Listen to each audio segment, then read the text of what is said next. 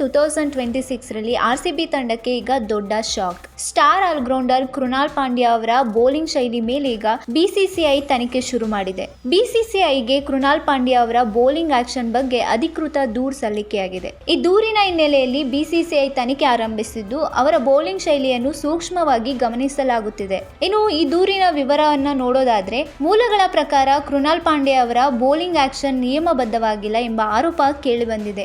ICC ನಿಯಮದ ಪ್ರಕಾರ 15 ಡಿಗ್ರಿಗಿಂತ ಹೆಚ್ಚು ಮೊಣಕೈ ಬಾಗುವುದು ಅನುಮತಿಸುವುದಿಲ್ಲ.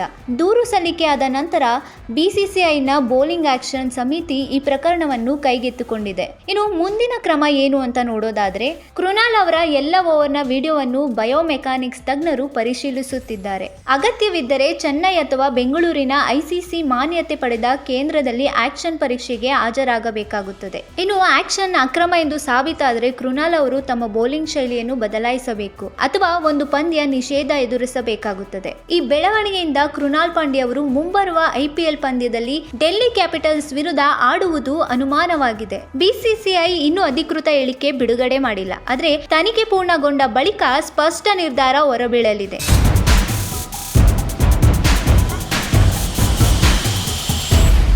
ಇನ್ನಷ್ಟು ಹೆಚ್ಚಿನ ಮಾಹಿತಿಗಾಗಿ ಸಪ್ತರ್ಷಿ ಟಿವಿ ಕನ್ನಡ ಯೂಟ್ಯೂಬ್ ಚಾನೆಲ್ ಅನ್ನು ಸಬ್ಸ್ಕ್ರೈಬ್ ಮಾಡಿಕೊಳ್ಳಿ.